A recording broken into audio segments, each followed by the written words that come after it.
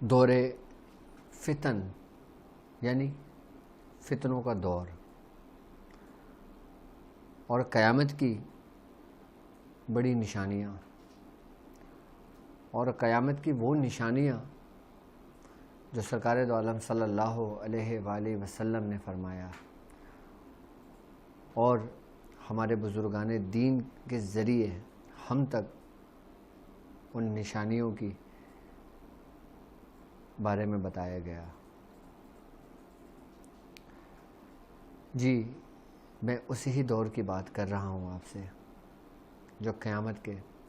بہت قریب ہوگا۔ یہاں تک کہ صحابہ کرام نے سرکار دو عالم صلی اللہ علیہ وآلہ وسلم سے پوچھا کہ یا رسول اللہ قیامت کب قائم ہوگی اور قیامت کتنی قریب ہے؟ تو سرکار دو عالم صلی اللہ علیہ وآلہ وسلم نے اپنی 2 انگلیاں اٹھا کر یوں دکھائیں صحابہ کو، فرمایا اتنے قریب کہ جتنا فاصلہ ان 2 انگلیوں کے درمیان ہے۔ پھر آپ نے قیامت کی نشانیوں کے بارے میں بتایا۔ آج ہم جس دور کے اندر داخل ہو چکے ہیں اس میں کچھ نشانیاں قیامت کی جو ہیں وہ ظاہر ہو چکی ہیں، کچھ ہونے والی ہیں اور کچھ ہوں گی۔ جو نشانیاں قیامت کی سرکار دو عالم صلی اللہ علیہ وآلہ وسلم نے فرمایا، جسے دور فتن بھی کہا جاتا ہے، آپ نے فرمایا کہ قیامت کی بڑی نشانیوں میں سے ایک نشانی یہ بھی ہے کہ سرکار دو عالم صلی اللہ علیہ وآلہ وسلم کا فرمان ہے کہ آسمان سے شر برسے گا۔ اگر ہم آسمان سے شر برسنے کی اگر ہم بات کرتے ہیں تو یہی وہ جدید ٹیکنالوجی ہے جو ہمارے گھروں میں جس کا ہم استعمال کرتے ہیں،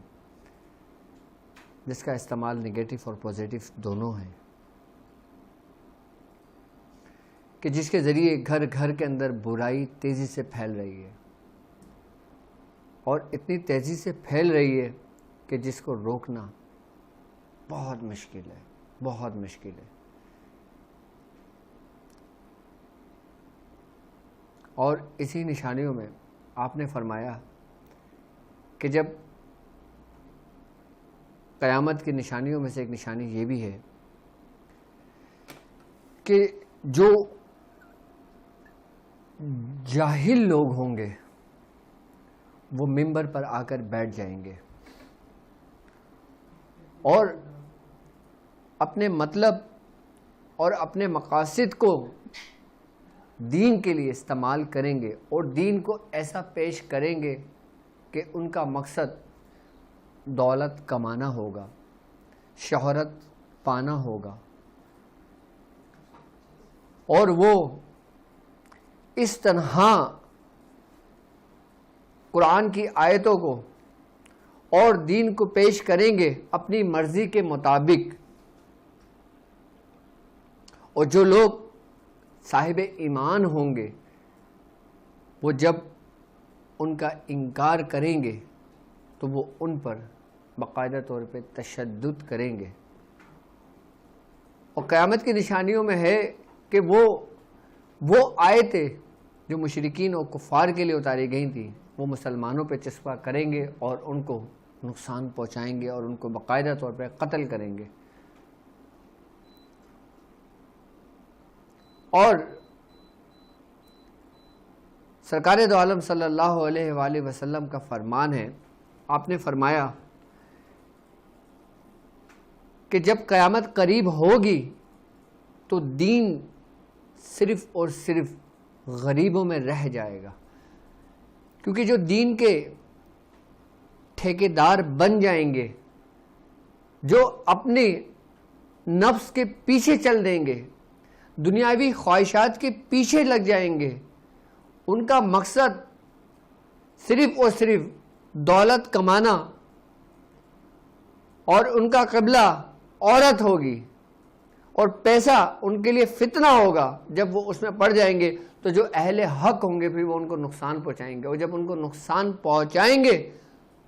تو وہ قلیل ہو جائیں گے، یہاں تک کہ جو آپ نے فرمایا کہ دین غریبوں میں رہ جائے گا، تو اس کا مطلب یہ ہوا کہ وہ ان کو ظاہری طور پہ ان کے اسباب بھی چھین لیں گے، ان کو اس حد تک مفلوق الحال کر دیں گے کہ وہ بالکل غریب ہو جائیں گے، غریبوں میں ہی دین زندہ رہے گا۔ اور قیامت کی نشانیوں میں ایک بڑی نشانی آپ نے یہ بھی فرمایا کہ جو لوگ ننگے بدن ہوں گے، جو ننگے پیر ہوں گے، جو بکریاں چراتے ہوں گے، وہ مالدار ہو جائیں گے اور ایک دوسرے سے مقابلہ کریں گے کہ بڑی بڑی بلڈنگیں بنانے میں، بڑے بڑے مکانات، اونچے اونچے مکانات کو تعمیر کرنے میں ایک دوسرے سے مقابلہ کریں گے۔ یہ وہ نشانیاں ہیں جو اب تک ظاہر ہو چکی ہیں۔ اب وہ نشانیاں جو ابھی ظاہر ہونا ہے اور وہ نشانیاں جو ظاہر ہوں گی۔ قیامت کی بڑی نشانیوں میں یہ نشانی ہے کہ حضرت مہدی علیہ السلام کا ظہور ہوگا، اور حضرت امام مہدی علیہ السلام کا جو ظہور ہوگا، آپ کی جو ولادت ہوگی وہ مدینہ منورہ میں ہوگی۔ سرکار دو عالم صلی اللہ علیہ وآلہ وسلم نے فرمایا کہ امام مہدی کا نام میرے نام پر ہوگا، امام مہدی کے والد کا نام میرے والد کے نام پر ہوگا، ان کی والدہ کا نام میری والدہ کے نام پر ہوگا، ان کی کنیت میرے نام کی کنیت پر ہوگی۔ تو صحابہ نے فرمایا، تو سرکار دو عالم صلی اللہ علیہ وآلہ وسلم نے فرمایا کہ وہ میری اولاد سے ہوں گے، یعنی حضرت امام حسین علی مقام کی اولادوں سے ہوں گے، اور آپ اس دور فتن سے مسلمانوں کو نجات دلائیں گے، یہاں تک کہ جب حضرت امام مہدی علیہ السلام کا ظہور ہوگا، آپ مدینے سے جب مکے آئیں گے، آپ کے بارے میں ہے کہ آپ کا جو ظہور ہوگا وہ ذی الحج کا مہینہ ہوگا۔ جس ذی الحج میں آپ کا ظہور ہوگا اس سے پہلے کا جو رمضان المبارک کا مہینہ آئے گا، اس میں 2 گرہن لگیں گے چاند کو، ایک گرہن یکم رمضان کو اور پھر 14ویں رمضان کو، جبکہ ماہر فلکیات کہتے ہیں کہ ایسا ہونا ناممکن ہے، کیونکہ اس سے ساری کائنات، تمام فلکیات کا نظام دھرم بھرم ہو سکتا ہے، ہو جائے گا، لیکن ہمارے آقا نے فرمایا کہ اس وقت رمضان میں 2 چاند کو گرہن لگے گا، اور پھر آپ جب حرم میں ہوں گے تو آپ پر اللہ کی طرف سے سلامتی ہوگی، اور باقاعدہ طور پر جو سلام ہوگا وہ اس وقت جو حرم کے اندر لوگ ہوں گے وہ بھی اس سلام کو سنیں گے، اور پھر آپ کچھ لوگوں سے بیعت لیں گے۔ میاں حضور فرماتے ہیں کہ جب آپ بیعت لیں گے وہ محرم کا مہینہ ہوگا، یعنی کہ یکم محرم سے جو آپ بیعت لیں گے اور عاشورے کے دن تک آپ لوگوں سے بیعت لیں گے، جو آپ کے حامی و ناصر ہوں گے، جو آپ کے مددگار ہوں گے، جو آپ کے ساتھیوں میں سے ہوں گے، جو رجال الغیب میں سے ہوں گے، جو اپنے وقت کے ڈیوٹی والے لوگوں میں سے ہوں گے، جو اللہ کے وہ ولی ہوں گے جو اس دور میں حیات ہوں گے، وہ تمام آپ کے اصحاب میں شامل ہو جائیں گے، آپ کے ساتھیوں میں۔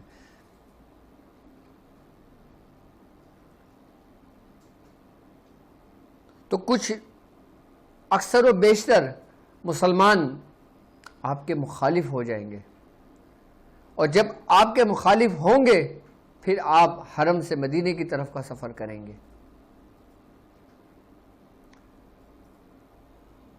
اور میاں حضور فرماتے ہیں کہ ان کے ساتھیوں میں سے 2 ساتھی ہوں گے کہ جن کا نام ایک کا حارث ہوگا اور ایک کا منصور ہوگا. میاں حضور فرماتے ہیں کہ ہو سکتا ہے کہ اس نام کے 2 فرد ہوں اور ہو سکتا ہے یہ ذرائع ہوں کہ جیسے حارث کا مطلب کھیتی باڑی کرنے والے، یعنی کہ وہ مالی طور پہ آپ کی مدد کریں گے. جب آپ مدینے کی طرف لوٹیں گے اس وقت ایک لشکر جو آپ کو نقصان پہنچانے کی غرض سے چلے گا، اور وہ جب وادی بیضا پہ پہنچے گا تو ان کی تعداد کثیر ہوگی. اور میاں حضور فرماتے ہیں کہ پھر آندھی چلے گی اور وہ تمام کے تمام جو آپ کو نقصان پہنچانے کے لیے وہاں پر آئیں گے، جب وادی بیضا کے مقام پر پہنچیں گے تو زمین پھٹے گی اور تمام کے تمام مر جائیں گے. تب جو باقی مسلمان بچیں گے تب آپ پہ یقین لے کر آئیں گے کہ امام مہدی کا ظہور ہو چکا ہے. پھر آپ وہاں سے شام تشریف لے جائیں گے اور پھر روایتوں میں ہے کہ آپ قسطنطنیہ کو فتح کریں گے. یہ بھی ایک جنگ عظیم ہوگی اور یہ جنگ صرف 4 دنوں پر مشتمل ہوگی، جس میں رومیوں سے وہ واپس لے لیں گے اپنی سلطنت. جب یہ 4 دن کی جنگ ختم ہوگی، 4 دن کی جنگ ختم ہونے کے بعد جب مال غنیمت جمع کر رہے ہوں گے اور جو تلواریں ہوں گی اس وقت، تو وہ زیتون کے درختوں کے اوپر لٹکا دی جائیں گی. تو جب لوگ مال غنیمت کو تقسیم کیا جا رہا ہوگا تو ابلیس ایک آواز لگائے گا اور کہے گا کہ تم یہاں پہ مال غنیمت تقسیم کر رہے ہو، یہاں تک کہ تمہارے گھروں سے دجال کا ظہور ہو چکا، دجال کا خروج ہو چکا ہے. پھر دجال شام پہنچے گا. دجال کے بارے میں بھی کئی روایتیں ہیں اور بزرگان دین فرماتے ہیں کہ دجال کا جو خروج ہوگا وہ دیوارِ گریہ سے ہوگا. پھر وہ دیوارِ گریہ گرے گی، وہاں سے دجال کا ظہور ہوگا، وہاں سے پھر وہ شام کی جانب سفر کرے گا اپنا. اور جب شام کی جانب سفر کرے گا تو ابلیس آواز لگائے گا، ابلیس ندا دے گا. پھر آپ شام کو پہنچیں گے اور پھر جب آپ شام کو پہنچیں گے تو حضرت عیسیٰ علیہ السلام کا ظہور ہوگا. حضرت عیسیٰ علیہ السلام کے ظہور کے بارے میں یہ ہے کہ بعض یہ کہتے ہیں کہ آپ کا جو ظہور ہوگا وہ خانہ کعبہ کی چھت پر ہوگا، اور بعض کہتے ہیں کہ وہ بیت المقدس کی چھت پر ہوگا. لیکن جب آپ کا ظہور ہوگا تو آپ کی زلف مبارک سے پانی ٹپک رہا ہوگا، جیسے کوئی شخص غسل کر کر آتا ہے یا جو کوئی شخص وضو کر کے آتا ہے اس کے پانی جسم سے ٹپک رہا ہوتا ہے.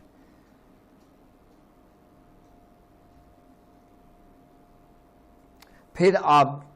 دجال سے جنگ کریں گے اور دجال کے بارے میں بھی مختلف روایات ملتی ہیں.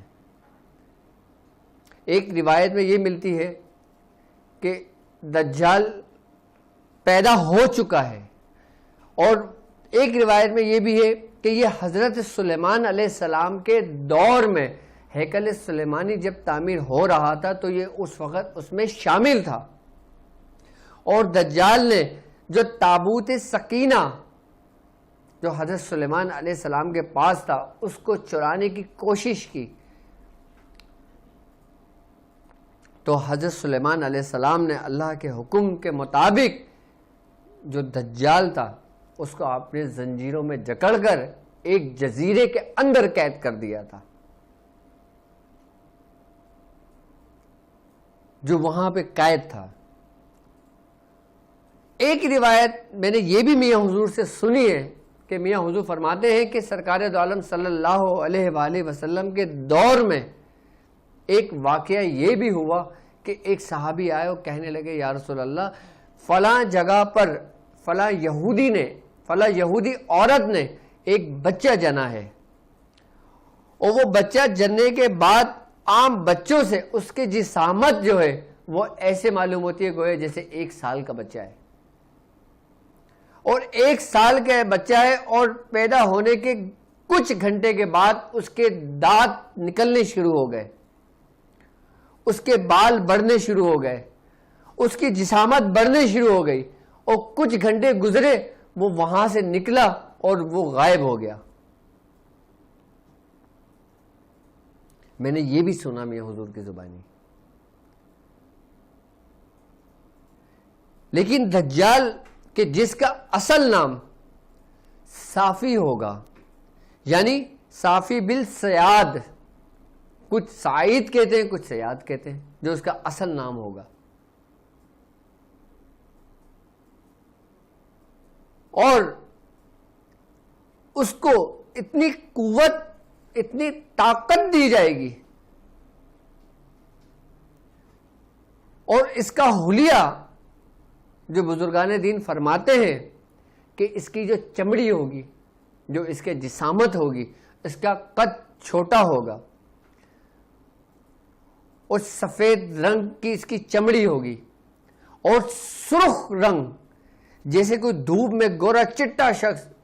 کڑی دھوپ میں سمندر میں جائے اس کے جسم لال سرخ ہو جاتا ہے، اس طرح اس کی جسامت ہوگی، اور اس کی بائیں آنکھ میں، کچھ کہتے ہیں دائیں آنکھ میں نسک ہوگا جو صرف ایک آنکھ والا کہلائے گا، اور اس کی جو سواری ہوگی وہ گدھے کے مانند ہوگی، کہ جس کے ایک کان سے دوسرے کان کا تقریباً 40 گز کا فرق ہوگا، 40 ہاتھ کا فرق ہوگا، اور اس کی رفتار ایسی ہوگی کہ وہ جب چلے گا، ایک قدم وہ اگر اندھیرے میں چلتا ہے تو دوسرا قدم جب رکھے گا تو دن ہوگا۔ اگر ہم آج کی جدید ٹیکنالوجی کی اگر ہم بات کرتے ہیں، یہ تعویل ہے، یہ یقینی بات نہیں ہے کہ لوگوں نے مختلف تعویلیں پیش کی ہوئی ہیں کہ ہو سکتا ہے کہ وہ ہولوگرام کی مدد سے، ہولوگرام ایک ٹیکنالوجی ہے، اگر آپ نے اس کے بارے میں پڑھا ہے تو، آپ نے اس کے بارے میں ریسرچ کی ہے تو، کہ جو مختلف شعاؤں کو ملا کر سیٹلائٹ کے ذریعے اپنی مرضی سے جو چاہے آسمانوں پر دکھا دیں، پورے شہر آسمانوں پہ دکھا دیں۔ یہی بیسیکلی ایک فریب ہوگا جو ابتدائی دور میں دجال کے پاس اس کا اختیار ہوگا۔ جب دجال ان قوتوں کا استعمال کرے گا تو وہ جو چاہے گا لوگوں کو دکھا سکتا ہے، وہ بتا سکتا ہے، جو اپنی مرضی سے۔ یہ ہولوگرام جو ٹیکنالوجی ہے نا، یہ اس کے ذریعے کرے گا۔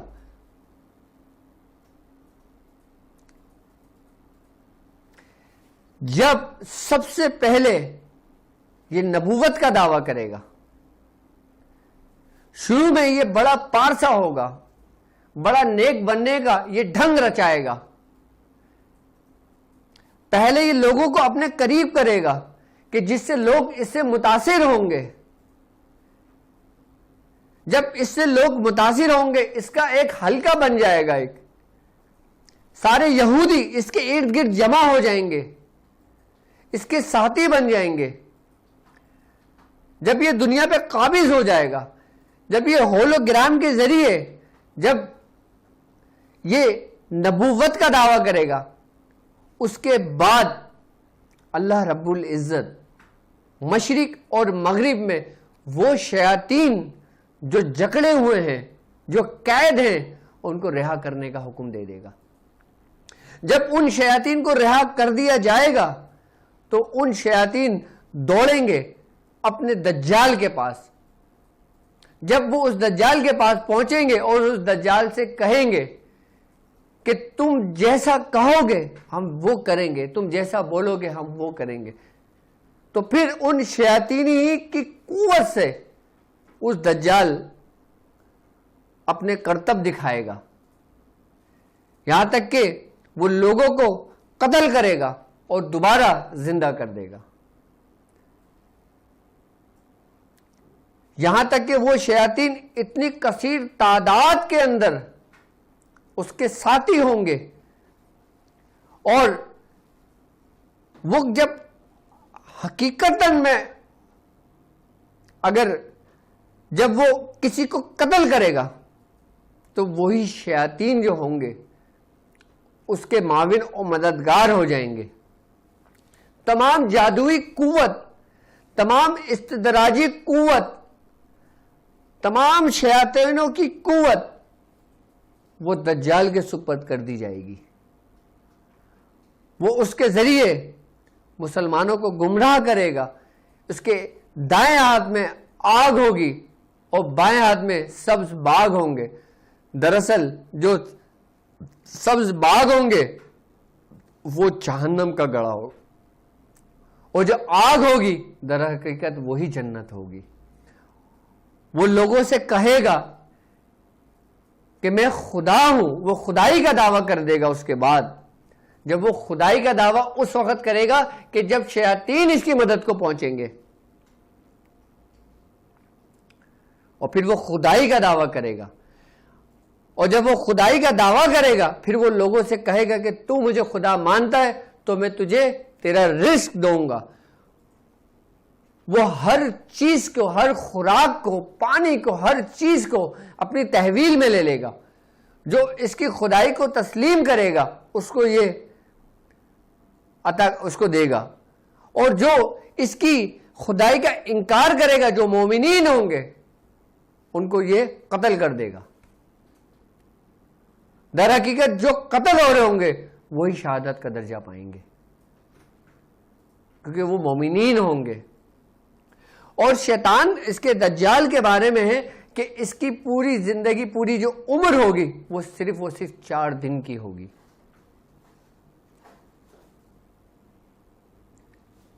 ایک دن اس کا 1 سال کے برابر ہوگا، دوسرا دن اس کا 1 مہینے کے برابر ہوگا، تیسرا دن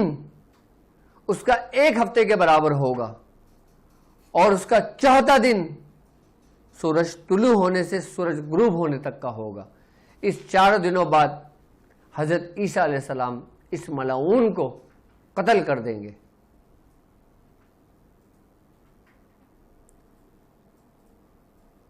جب اس کو قتل کر دیں گے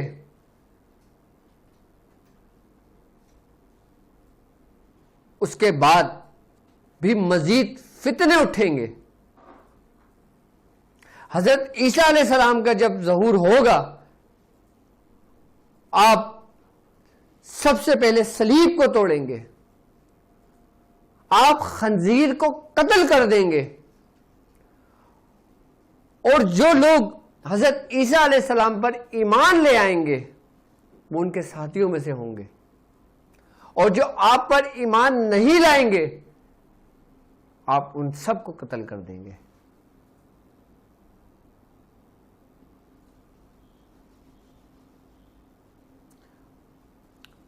جب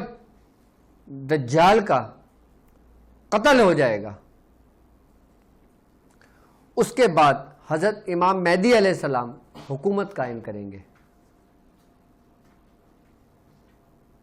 پھر آپ کچھ عرصہ زندہ رہیں گے، پھر آپ اپنے خالق حقیقی کا سفر کریں گے. اس کے بعد حضرت عیسیٰ علیہ السلام آپ کی حکومت ہوگی. آپ کی جو حکومت ہوگی اس کا جو ٹائم ڈیوریشن بزرگان دین فرماتے ہیں وہ 40 سال کا فرماتے ہیں. اور پھر یاجوج اور ماجوج کا خروج ہوگا.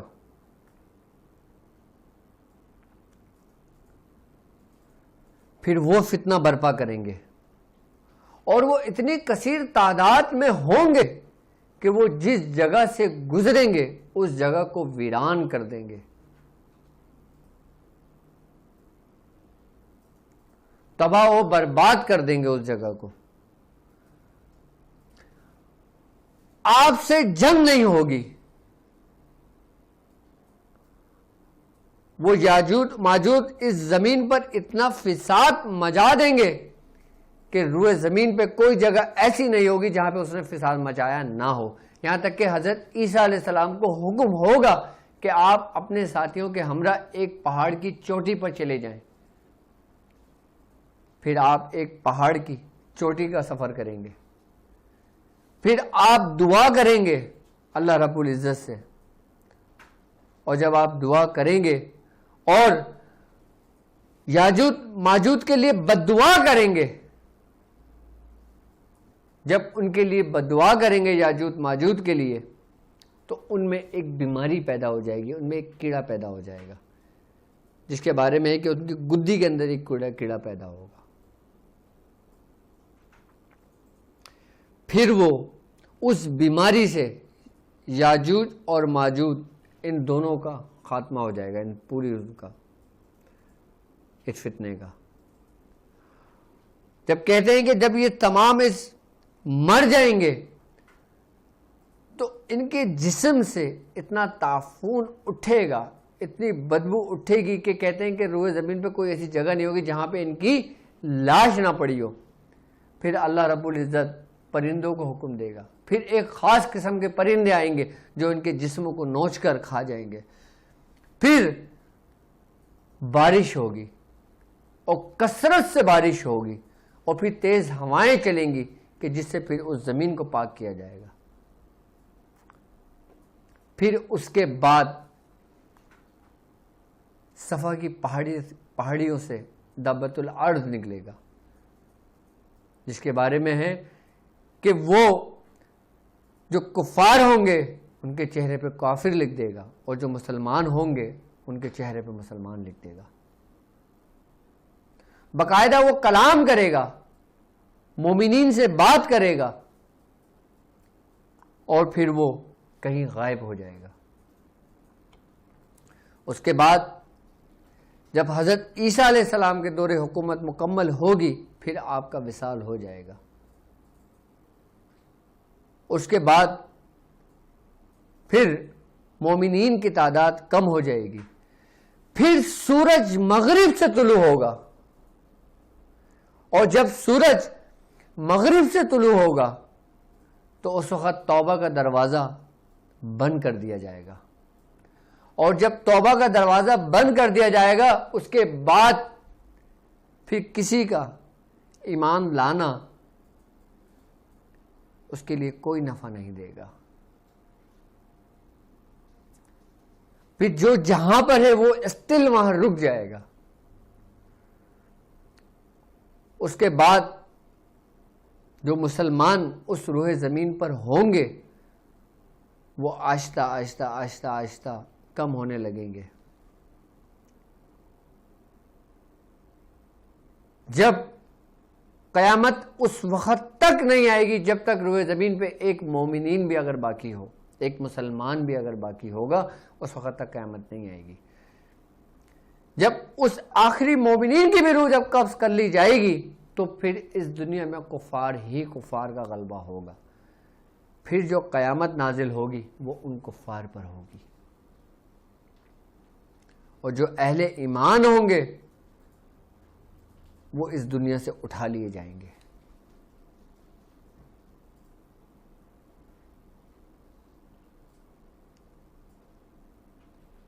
قیامت کی نشانیوں میں بہت بڑی بڑی نشانیاں بیان کی گئی ہیں، اور بڑے بڑے بزرگان دین نے، علماء کرام نے اس کے بارے میں تفصیلی لکھا ہے. باقاعدہ حضرت امام احمد رضا خان بریلوی رحمۃ اللہ علیہ فرماتے ہیں، آپ فرماتے ہیں کہ امام مہدی کا جو ظہور ہوگا، وہ یہ بھی آپ اپنی ایک تعویل پیش کرتے ہیں، فرماتے ہیں کہ وہ 19ویں صدی میں ہوگا. 19ویں صدی کی اگر ہم بات کرتے ہیں تو ہجری، عیسوی نہیں، یعنی کہ ابھی ہم 14ویں صدی میں چل رہے ہیں. اور اگر 19ویں صدی کا اگر ہم دیکھیں گے تو تقریباً 300-400 سال کا دورانیہ ہے. ابھی باقی واللہ عالم بالصواب، یہ اللہ بہتر جانتا ہے.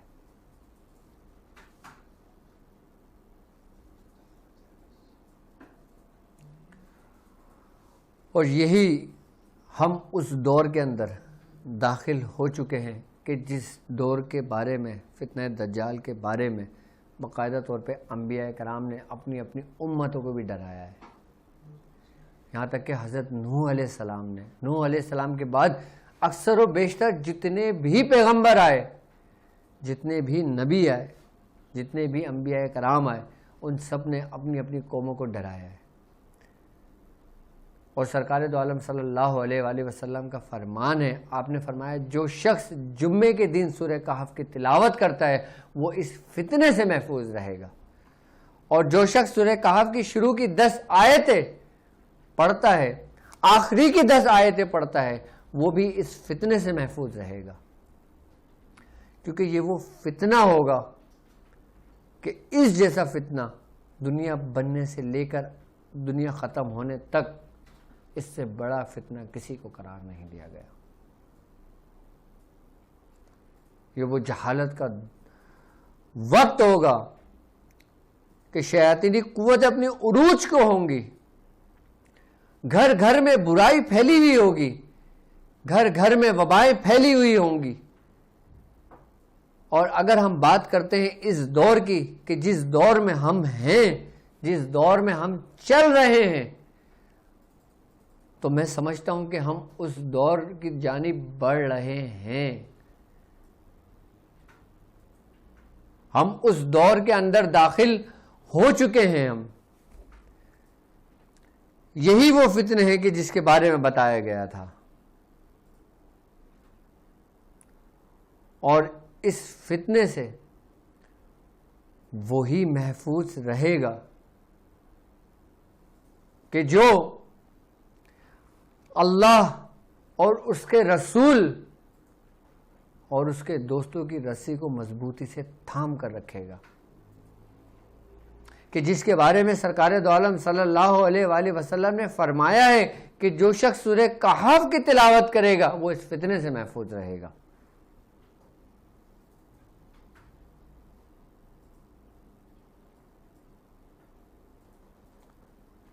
اسی دور کو دور فتن کہا گیا ہے.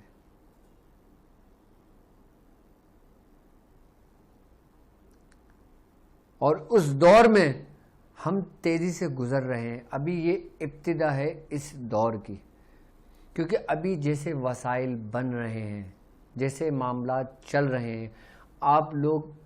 بہتر جانتے ہیں کہ ہم کس سمت جا رہے ہیں، ہم کس طرف جا رہے ہیں، دنیا کس طرف جا رہی ہے، مسلمان کس طرح مغلوب ہو رہے ہیں،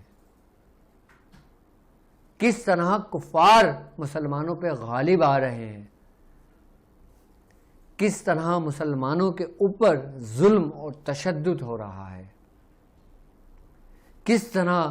ملک شام کو تباہ و برباد کر دیا گیا ہے، کہ جس کے بارے میں سرکار دو عالم نے فرمایا تھا کہ جب ملک شام کو تباہ کر دیا جائے پھر تم میں خیر باقی نہ ہوگی. شام وہ ملک ہے جس کے بارے میں بزرگان دین فرماتے ہیں کہ 40 ابدالوں میں سے 30 ابدال ہمہ وسط ملک شام میں رہتے ہیں.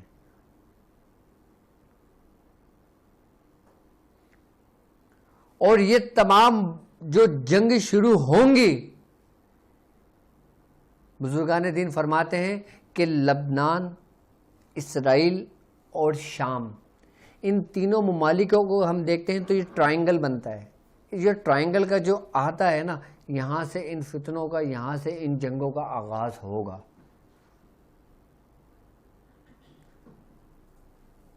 جو بڑھتا بڑھتا بڑھتا بڑھتا پوری دنیا کو اپنی لپیٹ میں لے لے گا. کیونکہ امام مہدی علیہ السلام کا ظہور اس وقت تک نہیں ہوگا کہ جب تک کفار کا غلبہ نہ ہو جائے، یہاں تک کہ پورا جہالت کا اندھیرا نہ چھا جائے. روشنی کی کرن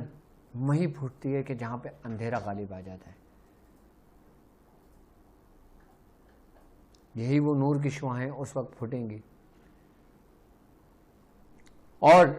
ایک روایت میں یہ بھی ہے کہ حضرت امام مہدی علیہ السلام آپ کی مدد کے لیے مشرق سے ایک دستہ روانہ ہوگا، ایک لشکر روانہ ہوگا جو آپ کے حمایتی ہوگا، جو آپ کی مدد کے لیے نکلے گا۔ اگر ہم مشرق کی ہم بات کرتے ہیں تو وہ پاکستان، افغانستان، ہندوستان، یہ تمام ممالک ایشیا یہاں لگتے ہیں مشرق میں۔ اب وہ کون سا دستہ ہوگا جو حضرت امام مہدی علیہ السلام کے دوستوں میں شامل ہوگا، آپ کی مدد کے لیے روانہ ہوگا۔ میری دعا ہے کہ اللہ رب العزت ہماری آنے والی نسلوں کو، اور میرے ساتھ جو اس روحانی سفر میں لوگ شامل ہیں اور جو لوگ خاندان قادریہ کے سلسلے کا حصہ ہیں اور جو لوگ خانوادے سے محبت رکھتے ہیں، سلاسل سے محبت رکھتے ہیں، اولیاء اللہ سے محبت رکھتے ہیں،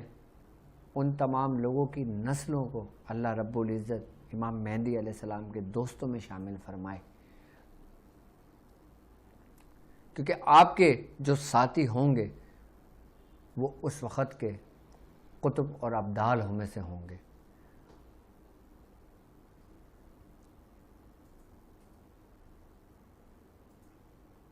اللہ رب العزت ہم کو اپنے بزرگوں کے ساتھ ہمیشہ اور ہماری آنے والی نسلوں کو ہمارے بزرگوں کے ساتھ جوڑنے کی صحیح توفیق عطا فرمائے، اور اللہ تبارک و تعالیٰ اس دور فتن سے ہم تمام لوگوں کو محفوظ رکھے، اور اللہ رب العزت ہم کو اپنے بزرگوں کی رسی کو مضبوطی سے تھامنے والا بنائے، اور اللہ رب العزت ہمارے دلوں میں سورہ قریش کا نور عطا فرمائے، کیونکہ سورہ قریش کے بارے میں بزرگان دین فرماتے ہیں کہ جو شخص سورہ قریش پڑھتا ہے وہ ہر قسم کے وباؤں سے، بلاؤں سے، فتنوں سے محفوظ ہو جاتا ہے، کیونکہ سورہ قریش اپنے پڑھنے والوں کو کسی بھی حال میں تنہا نہیں چھوڑتی، یہاں تک کہ اگر سورہ قریش کا پڑھنے والا شخص اگر وہ قبر میں بھی ہوگا تو وہاں بھی سورہ قریش کا نور اس کا محافظ اور اس کا معاون اور اس کا مددگار بن جائے گا۔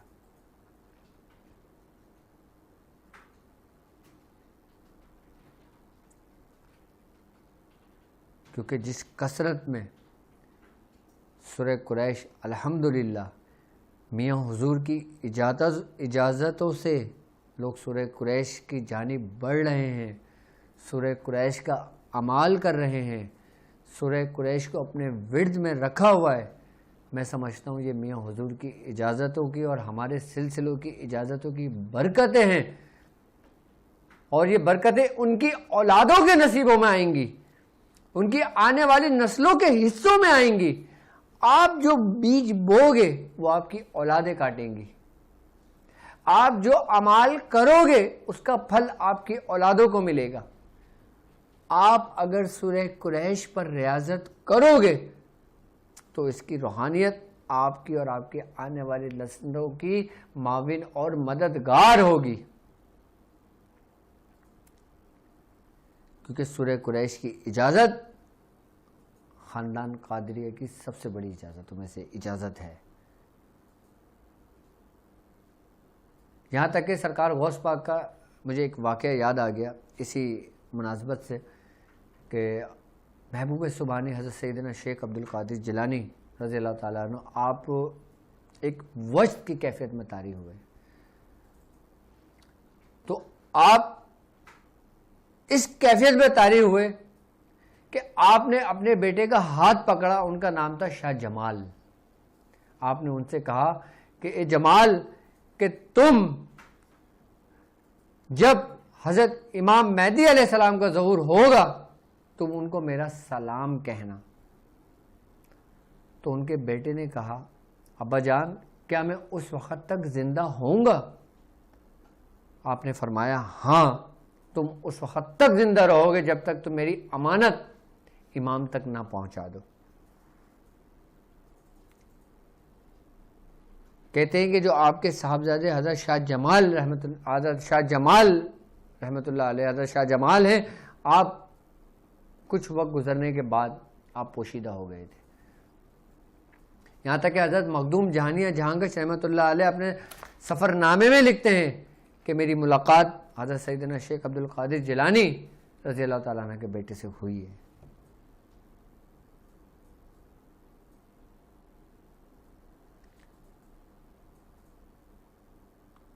اللہ رب العزت اس سلام ہی کی برکتوں سے